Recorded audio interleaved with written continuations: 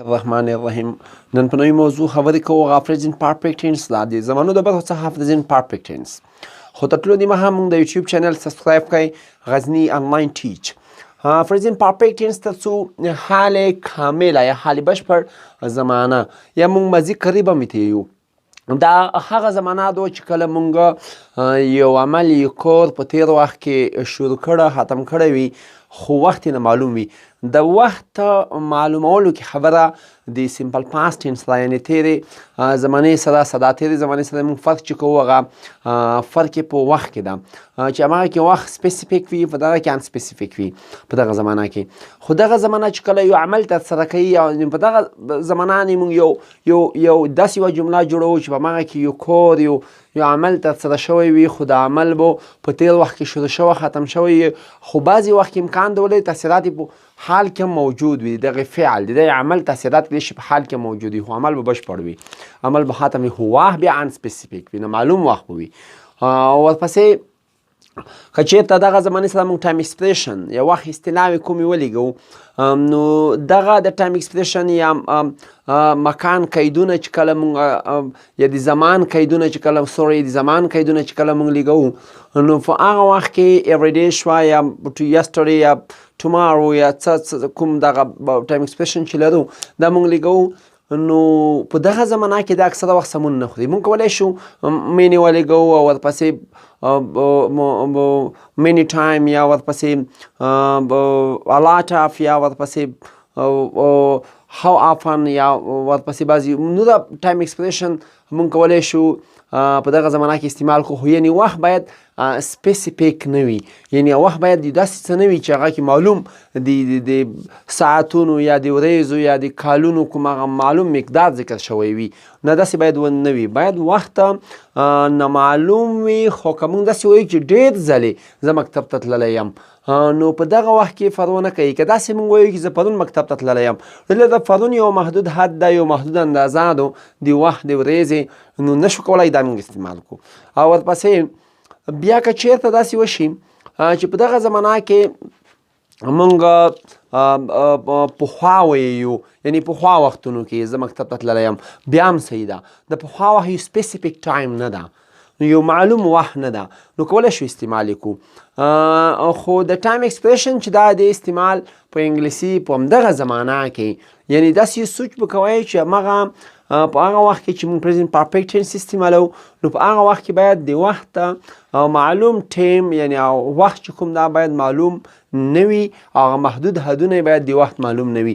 یعنې هغه قیدونه چې موږ لیږو، د زمان قیدونه چې موږ لیږو، نو همغه فریکونسۍ چې دي د هغې محدود حد سرګې ده هغه باید ذکر شوی نه وي.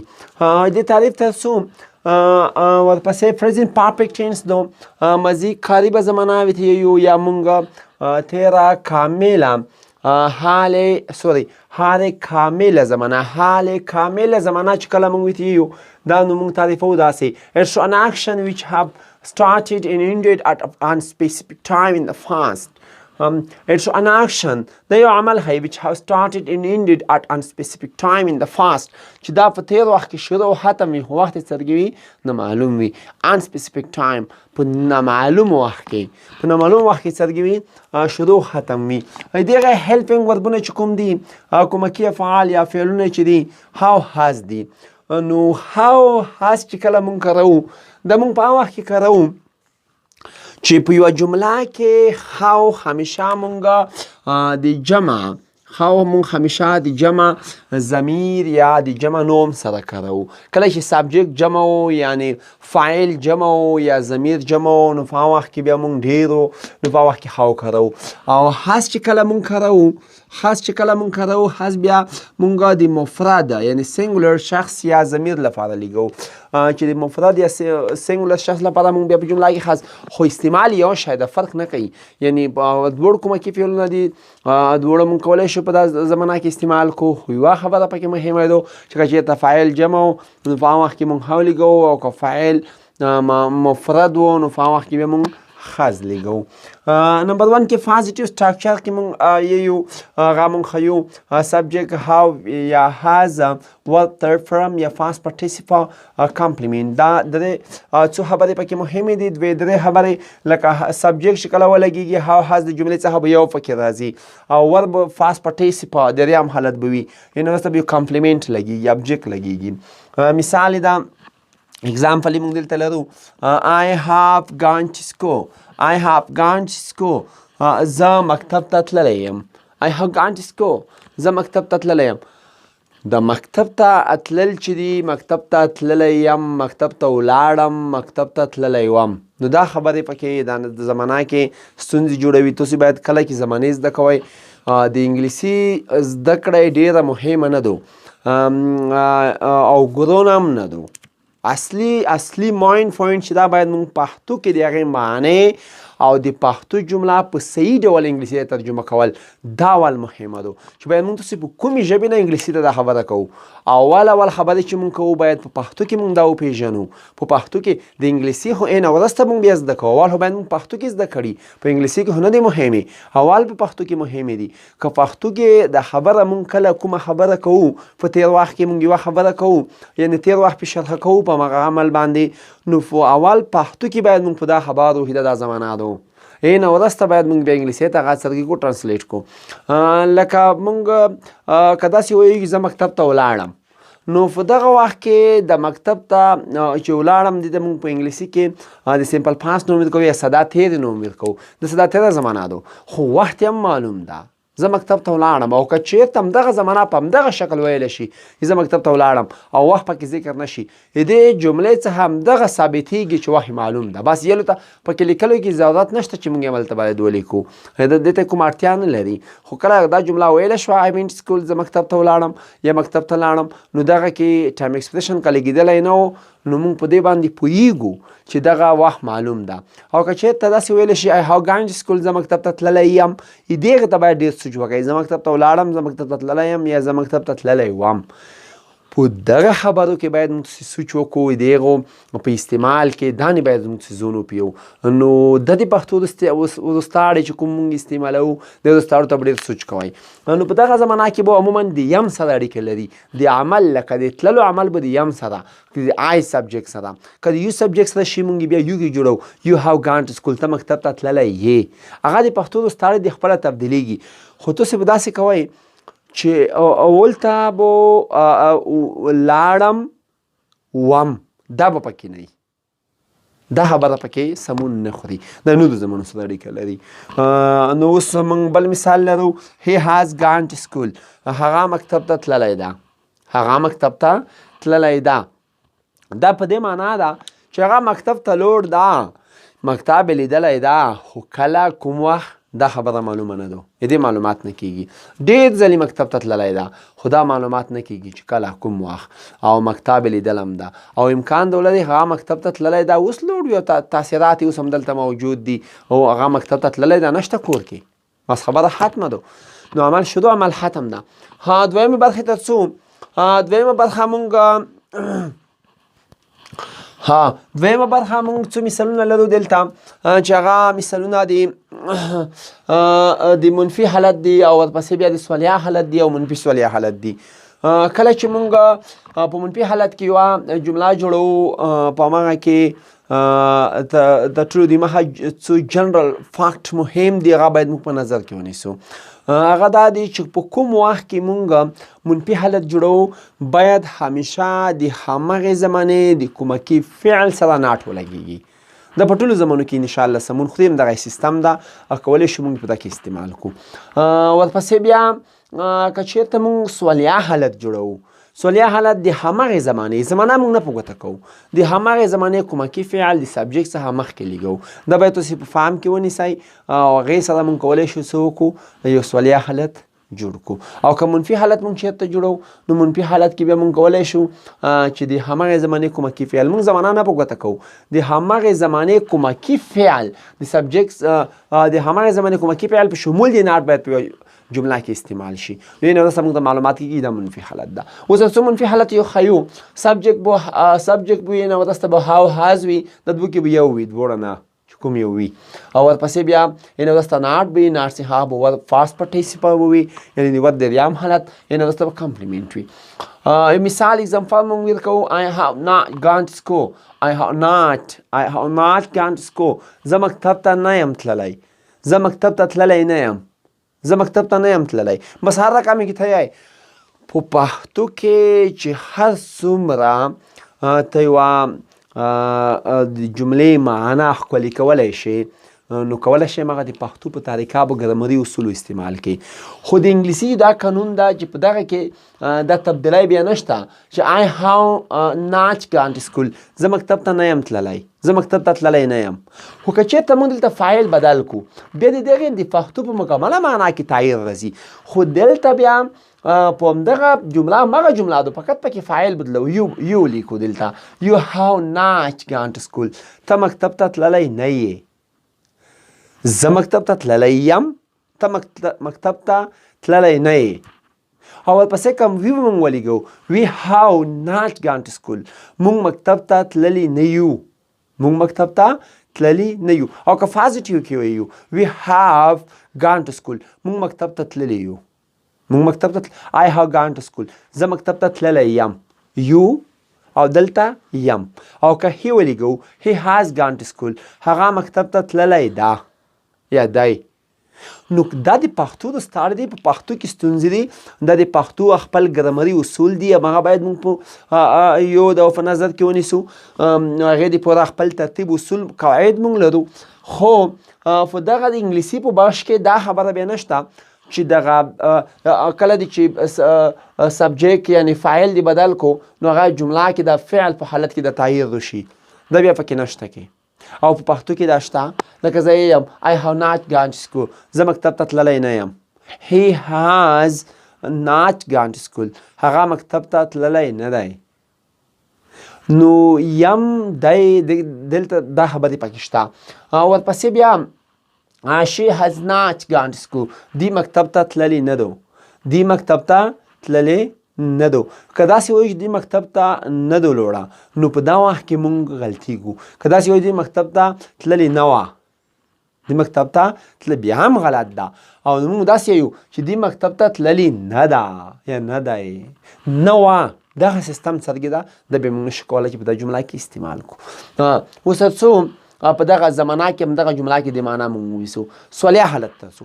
سوالیه حالت مونږ داسې ویلو چې د هماغې زمانې کومکي فعل د سبجیکټ څخه مخکې نو موږ کولی شو سوالیه حالت جوړ کړو. دغه زمانې کومکي فعلونه هاو هاز دي نو دا د سبجیکټ څخه مخکې موږ کاروو نو بس همدغه سوالیه حالت جوړوي. نو د هاو هاز نه وروسته د ورب دریام حالت سبجیکټ دی. سبجیکټ نه وروسته د ورب دریام حالت ده. هغې نه وروسته بیا چې دی کمپلیمنټ ده. خو اگزامپل کې have they eaten lunch.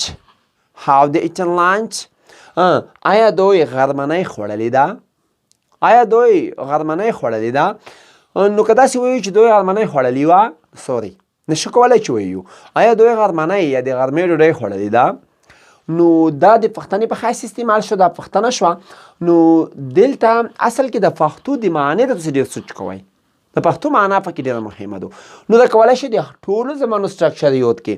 خو که چېرته ته څوک وایي چې ته د پښتو دغه جمله چې تا ډوډۍ خوړلې ده تا غرمنۍ خوړلې ده نو په دغه وخت کې که چېرته موږ ته دا جمله څوک وایي دې ته باید موږ سوچ وکړو څه رقم کومې زمانې ته موږ وړو څه رقم یې چینج کړو څه رقم ټرانسلیټ کړو کومې زمانې ته څه رقم جمله ده مثبته ده منفي ده کوم رقم حالت ده. نو دې یو خبرو سره موږ بیا ډېر مخ کېږو. نو که چېرته موږ په انګلیسي کې وښیو نو په انګلیسي کې دا سټرکچر په نظر کې ونیسه منفي په نظر کې ونیسه مثبتې په نظر کې ونیسه منفي او سوالیه په نظر کې ونیسه او دغسې ټولو زمانو سټرکچر په نظر کې ونیسه. خو که چېرته ته د پښتو لکه زه مکتب ته لاړم نو زه مکتب ته لاړم ته دا معلومات نه کېږي د کومه زمانه ده. نشي کولی دا دومره سټرکچر دې زده دي چې دغه تصور کې چینج کړي دا ته تبدیل کړي دا ته وړوي انګلیسي ته نشي کولی.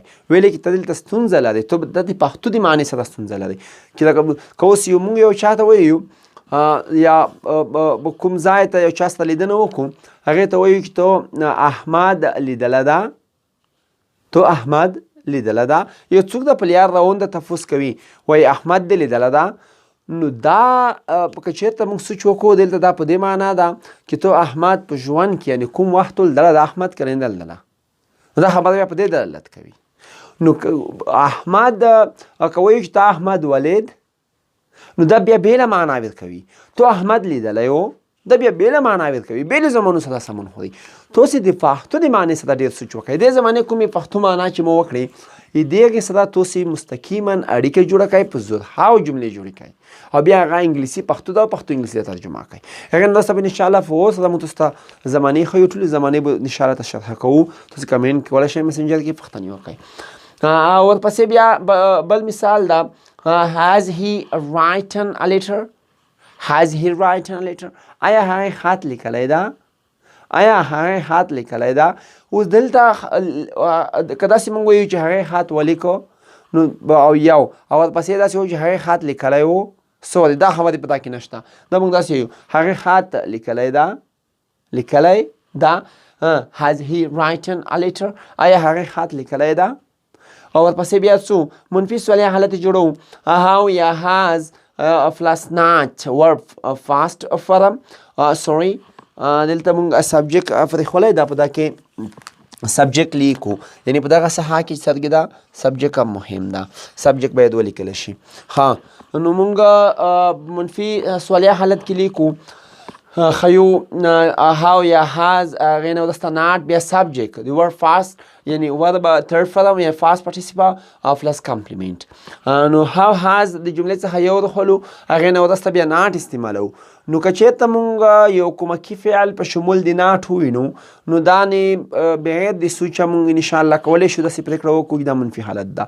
خو که چېرته د یو کومکي فعل په شمول د not د سبجیکټ څخه مخکې ودوړه نو په دغه وخت کې بیا چې دا منفي سوالیه حالت جوړوي. نو معنا یو مثال موږ ورکوو have you seen افغان یار. have you seen افغان یار که چېرته منفي سوالیه حالت ته اړوو نو بیا موږ دلته څه کوو دغه ساحه کې بیا موږ not هم لیکو، هغه داسې لیکو how not you seen افغان یار. how not you seen افغان یار. آیا تا افغان یار نه دی لیدلی؟ آیا تا افغان یار نه دی لیدلی؟ یا که چېرته مونږ پکې یو نوم پکې بدل کړو یعنې سبجیکټ دلته جمع کړو یا مفرد کړو سوري نو په هغه وخت کې فقط خاص دلته لیکو، بس فقط دلته مونږ څه کوو خاص لیکو. لکه has he seen افغان یار. آیا هغې افغان یار لیدلی نه ده؟ آیا هغې افغان یار لیدلی نه ده؟ او که چېرته همدغه مثال دې پسې مونږ جمع بل سبجیکټ ولیکو لکه مونږ داسې وایو have not. که چېرته مونږ ورپسې بیا have ویلو نو دلته به سبجیکټ څرګې کوو، سبجیکټ به بیا جمع کوو have not you seen افغان یار. آیا تا افغان یار لیدلی نه ده؟ آیا تا افغان یار لیدلی نه ده؟ نو ورپسې بیا یو بل مثال هم ورکوو دلته پکې مفرد نوم لیکو has not احمد seen افغان یار. has not احمد seen افغان یار. آیا احمد افغان یار لیدلی نه ده؟ یو پکې آیا شو او بل پکې نه شو نو دا چې شو منفي او سوالیه حالت. نو هم تر دغې ځای پورې نن ویډیو بس دو درس بس ده تر دغې ساحې پورې د زمانې همدغه شرحه کول کفایت کوي. بعضې اړخونه یا بعضې هغه نورې کومې خبرې پکې دي یا پکې پوتې دي او انشاءالله هغه نه به تاسو ته غږېږو، هغې ټایم ایکسپریشن به ښیو او که هغې سره مونږ بعضې وخت کې د ټایم ایکسپریشن په استعمال سره مونږ کوم ټایم ایکسپریشن کولی شو دلته استعمال کو یا د زمان قیدونه استعمال کو او که چېرته استعمال شي څه کېږي او که استعمال نشي څه کېږي په باندې به انشاءالله غږیږو ویډیو ډېرېږي ځکه اضافي خبرې پرې نه کوو ورپسې که چېرته تاسو کومه پوښتنه لرئ یا کومه ستونزه په دا زمانه کې لرئ نو کولی شئ پوښتنه وکړئ کمنټ کې یا مسنجر کې نو هغې به انشاءالله مونږ تاسو ته ځواب درکوو ورپسې یوه خبره بله چې بعضې زده کوونکي د دغې زمانې په اړه پوښتنې کړې وي مسنجر کې دا زمانه شرحه کړه نو هغې نومونه نه ذکر کوم خو بس انشاءالله هغې پوره چا چې پوښتنې کړې وي هغه خپله پوهېږي نو هغې پوره مونږ دا ویډیو جوړه کړه نو هغې ته مو به انشاءالله نن نشر کوو خو په راتلونکي کې چې کومه زمانه تاسې غواړئ مونږ د زمانې ټوله یې یو خو چې کوم شاګردان مخکې غواړي هغه مخکې یو او چې کومه خپل په خپل نوبت سره یعنې شاګردانو ونه غوښته په تشوف کې هماغه زمانه بیا تاسو ته مونږ په خپله انشاءالله جوړوو بیا هم درته نشر کوو فرګدو نه 12 زمانې 13 زمانې او یا 14 زمانې نو دا به انشاءالله ټوله مونږ یو او که څلېدشو ته ونه رسېدو نو 14 زمانې به انشاءالله مونږ تاسو ته تدریسوو او که چېرته څلېدشو زمانو ټایم پیدا شو هماغه وخت به انشاءالله تاسو سره په غانې غږېږو بس ښه وخت ولرئ ښې چارې او تر راتلونکي ویډیو پورې مو په خدای سپارم مننه